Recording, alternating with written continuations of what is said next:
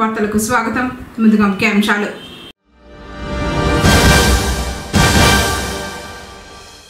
భారీ వర్షాల నేపథ్యంలో యంత్రాంగం అప్రమత్తంగా ఉండాలి. టెలికాన్ఫరెన్స్ లో సీఎం చంద్రబాబు నాయుడు.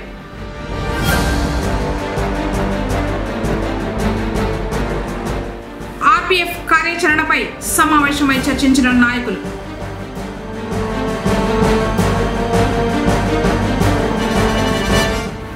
రోగులకు అందించే ఉచిత భోజనాన్ని పరిశీలించిన మెడికల్ ఆఫీసర్ హరగోపాల్.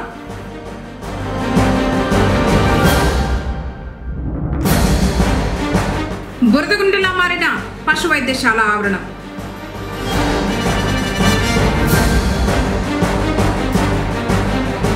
వర్షానికి రోడ్లపైన నిలుస్తున్న మురుగునీరు.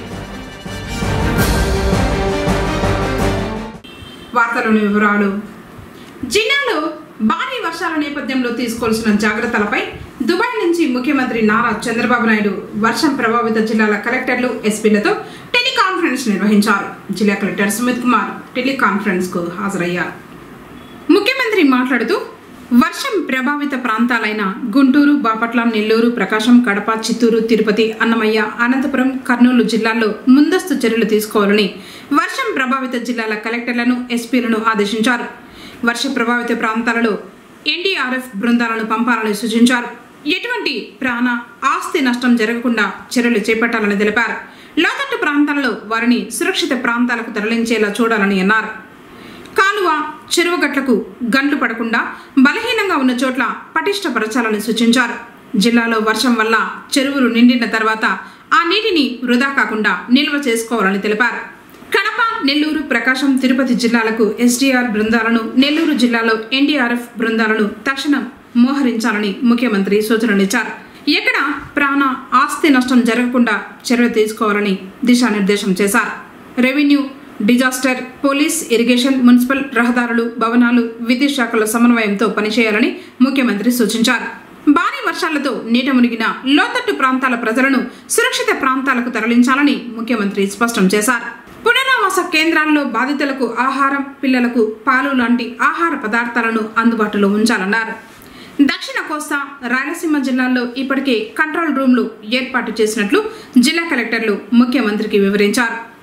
తీవ్ర వర్షాల కారణంగా కాలువ, చెరువుగట్లకు గండ్లు పడకుండా బలహీనంగా ఉన్న చోట్ల పటిష్టపరచాలని సీఎం అధికారులకు సూచనలిచ్చారు. అంటువ్యాధులు వ్యాపించకుండా వైద్య శిబిరాలు ఏర్పాటు చేయాలని స్పష్టం చేశారు. విద్యుత్ సరఫరాకు అంతరాయం కలగకుండా చూడాలని ఆదేశించారు. అలాగే పంట నష్టం జరగకుండా చూడాలని సీఎం సూచనలిచ్చారు. ఎగువ నుంచి వస్తున్న నీటి ప్రవాహాలతో చెరువులు నింపేందుకు చర్యలు చేపట్టాలని సీఎం పేర్కొన్నారు. ఈ సందర్భంగా కలెక్టర్ ముఖ్యమంత్రికి వివరిస్తూ జిల్లాలో భారీ వర్షాల నేపథ్యంలో ప్రజలందరూ అప్రమత్తంగా ఉండేలా అన్ని చర్యలు చేపట్టడం జరిగిందని తెలిపారు. జిల్లా, డివిజన్, మండల స్థాయిలో భారీ వర్షం నేపథ్యంలో కంట్రోల్ రూమ్లు ఏర్పాటు చేయడం జరిగిందని తెలిపారు. నగరి మండలంలో అత్యధికంగా వర్షం నమోదు చేయడం జరిగిందని తెలిపారు. ఎలాంటి ప్రాణ నష్టం జరగలేదని వివరించారు. ఎక్కడ వర్షపు నీరు నిల్వ లేకుండా ప్రత్యేక చర్యలు తీసుకుంటున్నామని తెలిపారు. నీరు కలుషితం కాకుండా ఎప్పటికప్పుడు వాటర్ టెస్టింగ్ కూడా జరుపుతున్నామని పేర్కొన్నారు.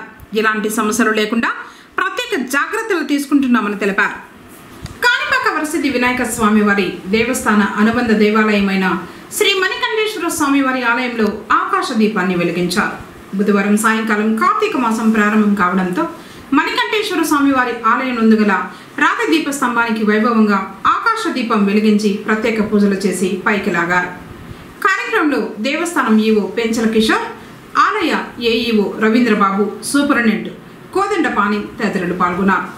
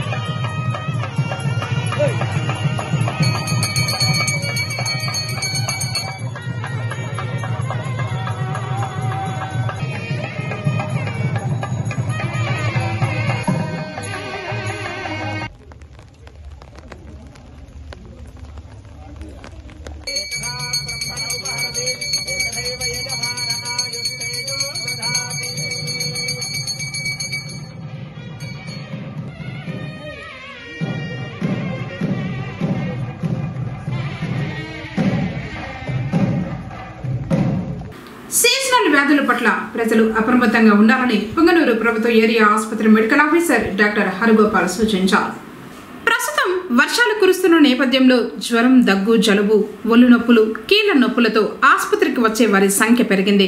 ఈ సందర్భంగా ఆయన మాట్లాడుతూ త్రాగునీరు కాచి వడపోసి తాగాలని, బయట ఆహార పదార్థాలు తీసుకోకుండా వేడి ఆహార పదార్థాలు భుజించాలన్నారు.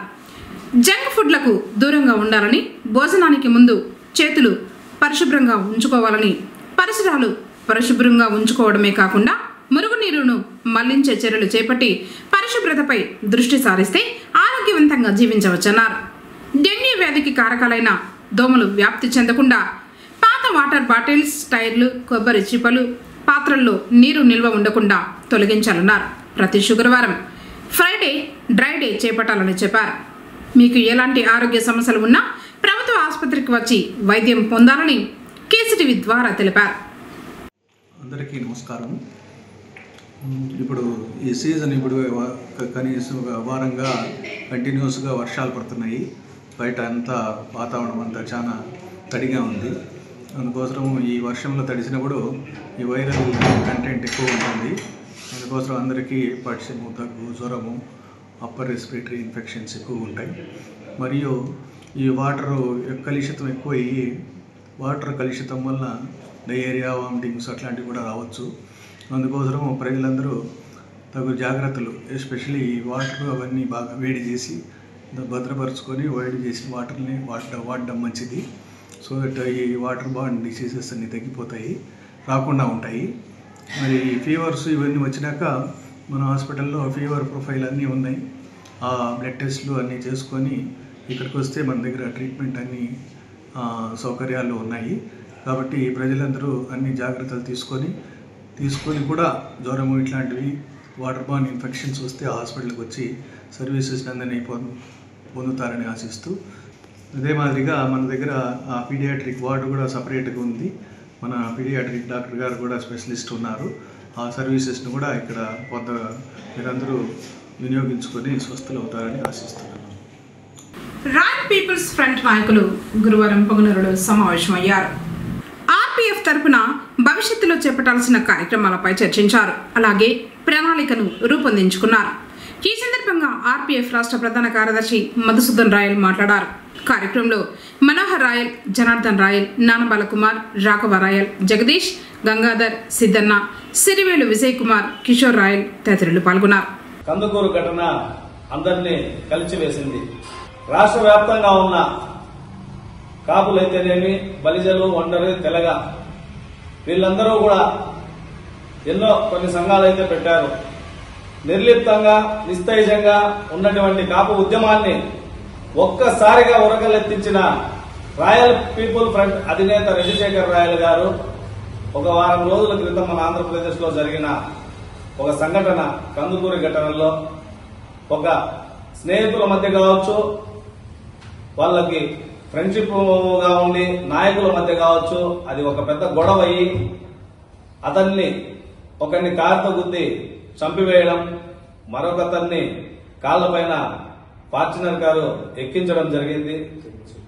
దానిని మా రాయల్ పీపుల్ ఫ్రంట్ వ్యవస్థాపకులు రెడ్డిశేఖర్ రాయల్ గారు, అదేవిధంగా కాపునాడు నాయకులైన దాసరి రాము గారు, ఆమంచి స్వాములు గారు అందరూ వెళ్లి గుంటూరులో చికిత్స పొందుతున్న ఆసుపత్రి దగ్గరకు వెళ్లి వాళ్ళను పరామర్శించి వాళ్ళకి మేమందరం అండగా ఉంటాము అని తెలిపి, అదేవిధంగా వాళ్ళ స్వగ్రామానికి వచ్చి అక్కడ బాధితురాలని పరామర్శించి వాళ్లకు జరిగిన అన్యాయాన్ని కూడా పూర్తిగా ప్రభుత్వాన్ని ప్రశ్నించడంతో, ఆ ప్రశ్నించడాన్ని అది ఒక్కసారిగా ఒక ఉప్పెనలా తయారై పత్రికా మూలకంగా కావచ్చు, సోషల్ మీడియా మూలకంగా కావచ్చు, రాష్ట్ర వ్యాప్తంగా ఒక సంచలనం సృష్టించి కూటమి ప్రభుత్వం వెంటనే స్పందించి ఇంత అన్యాయం జరిగింది అని తెలుసుకొని గౌరవనీయులైన గౌరవ ముఖ్యమంత్రి వర్యులు శ్రీ నారా చంద్రబాబు నాయుడు గారు, అదేవిధంగా డిప్యూటీ సీఎం గారైన పవన్ కళ్యాణ్ గారు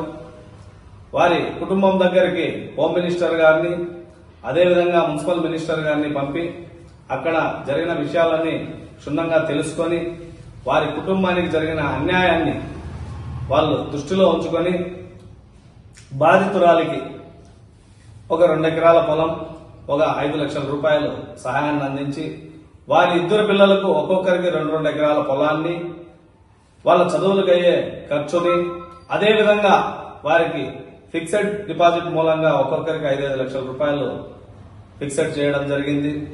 అదేవిధంగా గాయపడిన వ్యక్తికి కూడా 3 లక్షల రూపాయల ఆర్థిక సహాయాన్ని అందిస్తూ వాళ్ళకి వైద్యానికి అయ్యే ఖర్చులన్నీ కూడా ప్రభుత్వమే భరిస్తుంది అని వాళ్ళ కుటుంబానికి కూటమి ప్రభుత్వం మేము అండగా ఉంటాము అని వాళ్ళకి ధైర్యం చెప్పడం జరిగింది. ఈ కందుకూరు గ్రామం నందు జరిగినటువంటి ఇన్సిడెంట్ ఇది ఎన్నో రకాలుగా దీన్ని అణగతొక్కడానికి ప్రయత్నం చేసినటువంటి కొంతమంది రాజకీయ నాయకులకందరికీ హెచ్చరికగా మన రాయల్ పీపుల్ ఫ్రంట్ అధినేత జాతీయ అధ్యక్షులు రెడ్డి శేఖర్ రాయల్ సారు, అదే వారితో పాటు తెలంగాణ రాష్ట్ర ప్రజలు కూడా, లీడర్లంతా, కాపు సంఘ నాయకులు, ఆర్పీఎఫ్ లీడర్లు అందరూ కలిసి ఈ యొక్క ఉద్యమాన్ని విస్తృతం చేస్తూ ఈ సభ్యులకి, గాయపడిన వారికి కానీ, మృతి చెందిన వారికి కానీ, ఆ కుటుంబ సభ్యులందరికీ ఆర్థిక సహాయంగా ప్రభుత్వాన్ని డిమాండ్ చేయటము. ఈ ఒక ధోరణి ఎలా ఉంది అంటే, అనగదొక్కాలని చూసిన వాళ్ళకి రాయల్ పీపుల్ ఫ్రంట్ ఎప్పుడూ తోడు నీడుగా ఉంటుంది. ఒక్కొక్క వ్యక్తి వెనకాల లక్షల మంది ఆర్పీఎఫ్ లీడర్లు, ప్రతినిధులు ఉంటారని ప్రతి ఒక్క కుటుంబ సభ్యులు తెలుసుకోవాల్సిందిగా కోరుతున్నాను. అదేవిధంగా ఎవరు ఎక్కడున్నా గానీ ఆర్పీఎఫ్ దీంతో జాయిన్ అయ్యి ఈ ఒక మన సమస్యల్ని, సందర్భాలని ప్రభుత్వ పరంగా కానీ, ఏ యొక్క సమస్య సందర్భాలు కూడా కానీ ముందుండి విజయం సాధించుకోవాలని మన ప్రజలందరికీ నేను తెలియజేస్తూ ఈ అవకాశం ఇచ్చిన నాకు అందరికీ ధన్యవాదాలు. మరి మొన్న గుంటూరులో జరిగిన హత్యకి కూటమి ప్రభుత్వము ఎంతో దీనికి స్పందించి ఎంతో మా కులానికి, ఆర్పీఎఫ్ రాయల్ పీపుల్ మా రెడ్డి శేఖర్ గారికి ఈ యొక్క దుర్ఘటనని దీన్నంతా సూచనలు తీసుకునే అధికారులు వాళ్ళు మాకు మెయిల్ చేయడం జరిగింది. దీన్ని రాష్ట్ర గవర్నమెంట్ కి, కూటమి ప్రభుత్వానికి మేము ధన్యవాదాలు తెలియజేసుకుంటున్నాం. ఆవరణమంతా నిలిచిన వర్షపు నీరు, బురద, అడుగు తీసి మరొక అడుగు వేయాలంటేనే భయం. ఇలా ఉంది పొంగనూరులోని పశు వైద్యశాల పరిస్థితి. ఆవరణమంతా గుంతలు, బురదమయంగా మారింది. బంగాళాఖాతంలో ఏర్పడిన అల్పపీడనం కారణంగా వర్షాలు కురిశాయి. ఈ క్రమంలోనే ఆసుపత్రి భవనం ముందు భాగం పూర్తిగా బురదతో గుంతలమయంగా మారింది. పశువుల వైద్యం కోసం వచ్చేవారు నడిచి వెళ్లేందుకు ఇబ్బందులు ఎదుర్కొంటున్నారు. లక్షలాది రూపాయలు వెచ్చించి ఆసుపత్రి నిర్మించినప్పటికీ ఆసుపత్రి ఎదుట ఈ విధంగా ఉండటంపై ప్రజలు పెదవి విరుస్తున్నారు. అడుగు తీసి అడుగు వేయాలంటే భయపడుతున్నారు. పశువులు ఎక్కడ జారి పడతాయో అని ఆందోళన చెందుతున్నారు. పశు వైద్యశాలతో పాటు ఈ ఆవరణంలోని వ్యవసాయ శాఖ కార్యాలయం కూడా ఉంది. ఇప్పటికైనా అధికారులు స్పందించి తమ కార్యాలయాల ముందు శుభ్రంగా ఉంచుకోవాలని ప్రజలు బాహాటంగానే అంటున్నారు.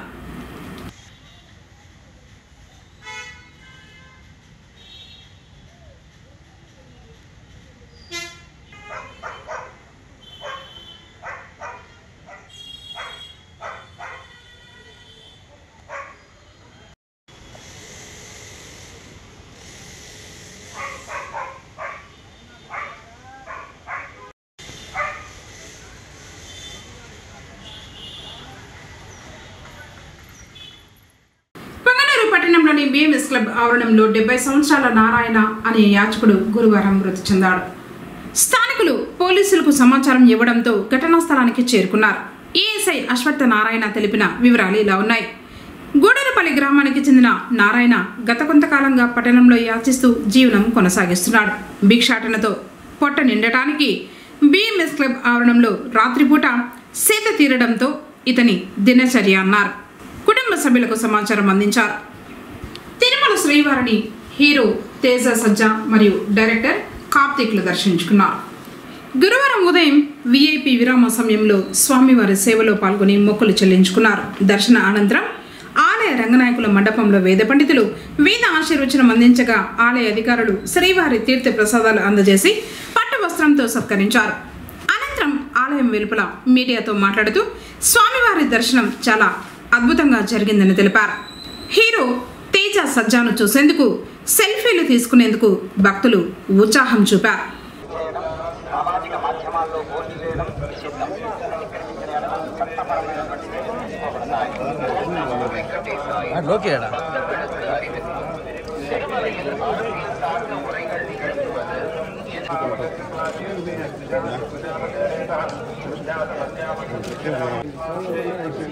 దర్శనం చాలా అద్భుతంగా జరిగిందండి. నేను చిన్నప్పటి నుంచి చాలా సార్లు వచ్చున్నా, కానీ ఇలాగ ఎప్పుడు జరగలేదు. ఇదేదో స్వామివారే మమ్మల్ని పిలుచుకున్నట్టు అంత ఆనందంగా ఉంది. అంత అద్భుతంగా జరిగింది. Thank you. చెప్తాను, నేను అనౌన్స్ చేస్తాను. Thank you. వీధుల్లో అడుగు పెట్టాలంటే ఏ కుక్క ఎలా మీదకు వస్తుందోననే భయం, ఆందోళన.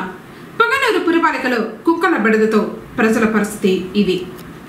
వాహనదారులను వెంబడించడమే కాకుండా రాత్రి వేళల్లో అరుపులతో నిద్ర లేకుండా చేస్తున్నాయని పట్టణవాసులు గగ్గోలు పెడుతున్నారు. వాటిని అదుపు చేయడంలో యంత్రాంగం పూర్తిగా విఫలమైందని ప్రజలు పెదవిరుస్తున్నారు. గతంలో పురపాలిక అధికారులు కుక్కల్ని పట్టించి అన్నమయ్య జిల్లా మదనపల్లిలోని కుక్కల కుటుంబ నియంత్రణ శస్త్రచికిత్సల కేంద్రానికి తీసుకువెళ్లి శస్త్రచికిత్సలు చేయించి తిరిగి వాటిని వదిలేసేవారు. పెంపుడు కుక్కలకు కొంత రుసుం కట్టించుకొని టోకన్లు ఇచ్చేవారు. కొన్ని కుక్కలకు యాంటీ రాబిస్ టీకాలు వేసేవారు. ఇప్పుడు ఆ ప్రక్రియ ప్రస్తుతం కొనసాగడం లేదు.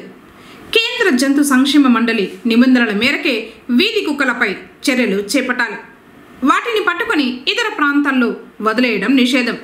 పట్టణాల్లో పట్టుకున్న వాటిని సమీపంలోని కుటుంబ నియంత్రణ కేంద్రానికి తీసుకువెళ్లి కుటుంబ నియంత్రణ ఆపరేషన్ చేయించి ఎక్కడ పట్టుకున్నారో అక్కడే వదిలేయాలి. కానీ ప్రస్తుతం పురపాలికలో ఎక్కడ ఆ కేంద్రం లేదు. దీంతో వాటి సంతతి పెరుగుదల నియంత్రించే చర్యలేవి జరగడం లేదు. జంతు సంరక్షణ చట్టం పేరుతో అధికారులు వాటి నియంత్రణకు జంకుతున్నారు. గతంలో కొన్ని చోట్ల చర్యలకు ఉపక్రమించగా జంతు ప్రేమికులు ఆధారాలతో కోర్టుల్లో కేసులు దాఖలు చేశారు. వీటిని సాకుగా చూపి కుక్కల జోలికి వెళ్లడం లేదు. ప్రత్యామ్నాయ చర్యలు ఆలోచించడం లేదు. పురపాలికలో సాధారణ సమావేశాలు, స్పందన లాంటి కుక్కల బెడదపై అధికం ఫిర్యాదులు వస్తున్నాయి. వీటిపై ఇటు అధికారులు అటు పాలకులు సమాధానం చెప్పలేని పరిస్థితి. చిన్నారులు, వృద్ధులు, మహిళలు ఎక్కువగా బాధితులుగా మారుతున్నారు. పొంగనూరు పట్టణంలో షిరిడి సాయి నగర్, కొత్త ఇండ్లు, భగత్ సింగ్ కాలనీ, ఉబేదుల కాంపౌండ్, కొత్తపేట, తూర్పు మొగసాల ఇవే కాదు వివిధ ప్రాంతాల్లో కుక్కలు స్వైర విహారం చేస్తున్నాయి. దీంతో పాదచారులు, వాహనదారులు భయాందోళన చెందుతున్నారు. పొంగనూరు ఏరియా ఆసుపత్రిలో రోజుకు సగటున 5 నుంచి 6 మంది కుక్కకాటు బాధిత కేసులు నమోదవుతున్నాయి. పొంగనూరు ప్రభుత్వ ఏరియా ఆసుపత్రిలో అందించే ఉచిత భోజనాన్ని వైద్యశాల సూపరింటెండెంట్ డాక్టర్ హరగోపాల్ పరిశీలించారు. గురువారం డైట్ విభాగాన్ని తనిఖీ చేశారు. రోగుల కోసం తయారు చేసిన అన్నం, సాంబార్, రసం, తాలింపు, చిక్కీలను పరిశీలించారు. రోగులకు ప్రతిరోజు 3 పూటలు అందించే ఆహారం నాణ్యతగా, రుచిగా ఉండాలని సూచించారు. లేని పక్షంలో చర్యలు తీసుకుంటామని హెచ్చరించారు. ప్రతిరోజు డైట్ను పరిశీలించాలని హెడ్ నర్స్ భారతికి సూచించారు. నేడు 40 మందికి డైట్ను అందించారు. ఉదయం అల్పాహారం, మధ్యాహ్నం అన్నం, సాంబార్ లేదా ఆకుపప్పు, రసం, మజ్జిగ, తాలింపు, అరటిపండు, కోడిగుడ్డు, చిక్కీలు, అలాగే రాత్రి అన్నం, పప్పు, రసం రోగులకు అందిస్తున్నారు.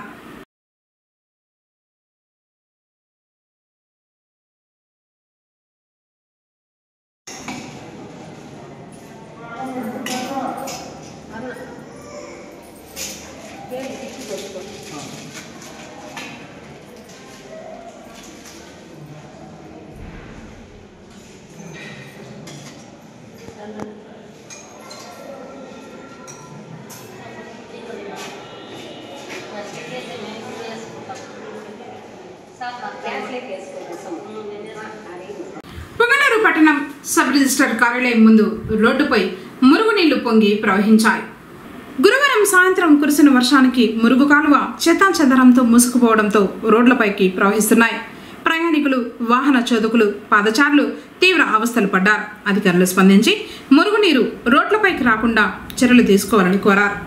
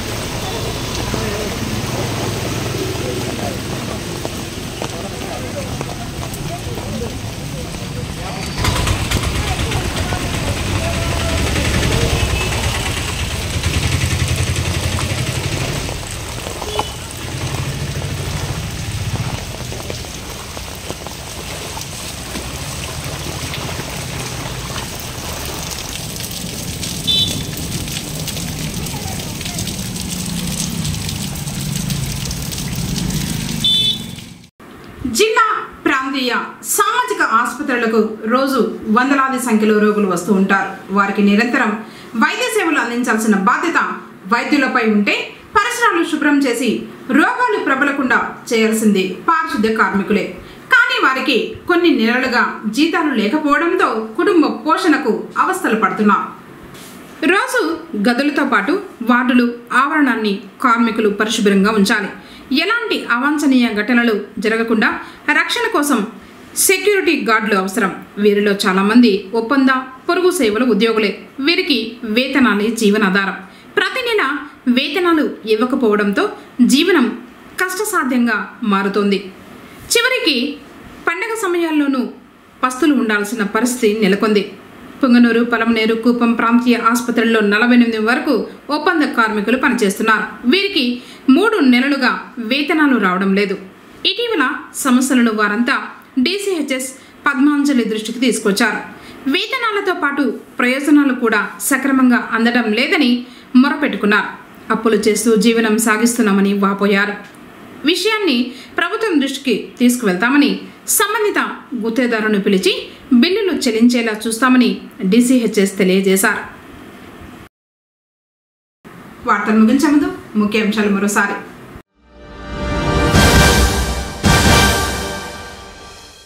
భారీ వర్షాల నేపథ్యంలో యంత్రాంగం అప్రమత్తంగా ఉండాలి. టెలికాన్ఫరెన్స్ లో సీఎం చంద్రబాబు నాయుడు.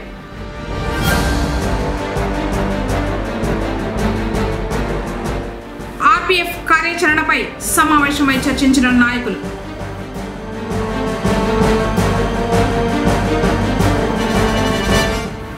రోగులకు అందించే ఉచిత భోజనాన్ని పరిశీలించిన మెడికల్ ఆఫీసర్ హరగోపాల్.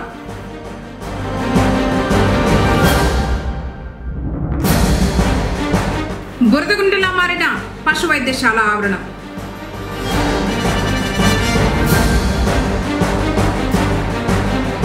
వర్షానికి రోడ్లపైన నిలుస్తున్న మురుగునీరు. తిరిగి KCTV వార్తలతో మళ్ళీ కలుసుకుందాం. అందరికీ నమస్కారం.